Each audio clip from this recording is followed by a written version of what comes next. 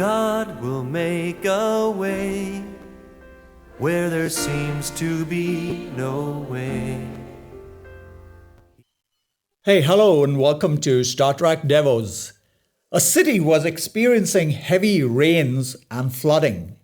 Water levels rose to the roof, and rescue services were working overtime, getting people to safety. One man alone on his roof prayed to God to send him help. An Air Force helicopter hovered over him with line lowered. He refused to take the line. Sometime later, a naval boat stopped to take him off, but he turned the offer down. Some neighbors passed by on a raft and called to him, but he shook his head. He lost his life as the waters rose above him, and he couldn't swim. When he went before God, he asked him why he didn't answer his prayer. Well, God said, I tried to rescue you 3 times, but you refused to take help.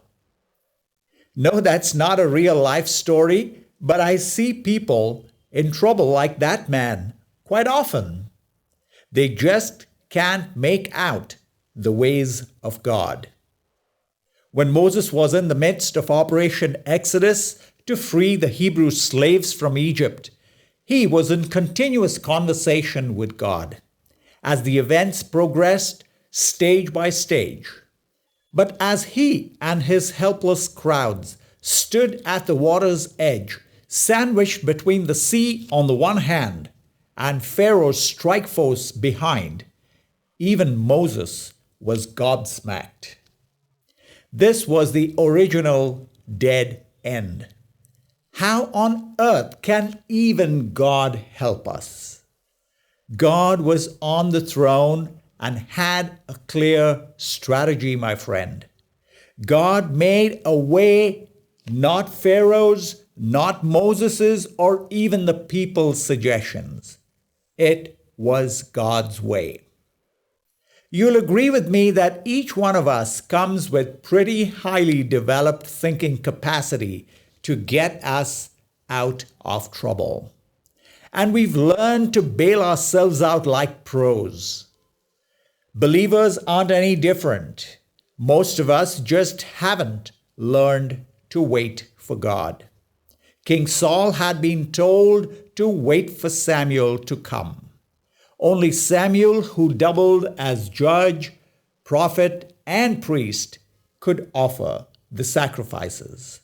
Saul lost his cool, took the sacrifice into his own hands, and offered it. That cost him dearly. Listen to Isaiah. I am the Lord, your Holy One, the Creator of Israel, your King. Thus says the Lord, who makes a way through the sea and a path through the mighty waters. These words were for Israel when they were hopelessly in Babylonian captivity, with no chance of returning to their beloved promised land, Israel. Most of the exiles saw the situation as hopeless. There was no sign of Babylonian rulership weakening or a change in outlook towards the displaced exiles. God spoke to them, revealing himself as the Lord, the Holy One, the Creator, and the King. Nothing could stop him, no mountains or mighty waters. Perhaps you are in this situation, an impossible one. You probably got a plan A and B drawn up.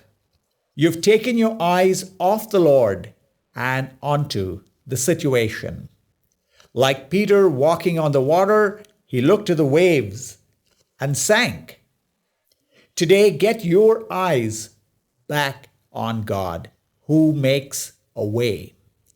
He is your King, your Creator. He has a way for you through the waters. The problem with our strategies is that they are limited to our two-dimensional thinking. But with no way back or forward, God does what He does best, the impossible. He makes a way, naturally speaking, where there is no way. Young people, for example, single out someone they want to marry and then proceed working out the Lord's confirmation.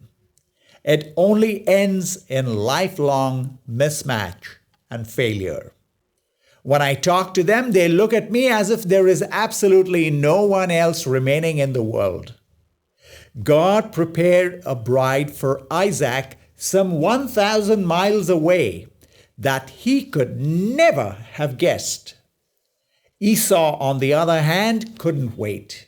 He just grabbed the first bride that he saw. There's only one thing that can block the way God makes for you. It's your own plan of escape.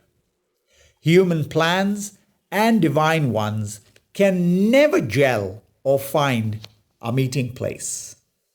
Too often, we keep our plans as a backup in case God fails. In all the times that I did this in impossible situations, I ended up losing. God's ways are simply not man's. His plans are higher than ours, like the skies are higher than the ground. There's no horizon in this matter where our ground plans meet His sky plans. When we were trapped and completely weak in our low state of sin, death, and darkness, Christ became our way. Once again, it's not our concept of becoming better people. Christ died in our place and became the way back to God. Religion and self-improvement techniques won't even get you 1 inch closer to God. God has made a way for you to be saved and to get out of those impossible situations. Go to Him and throw your all down at His feet and trust Him. Make yourself weak and defenseless by laying down all your plans and waiting for Him. He will surely come and save you. God bless you.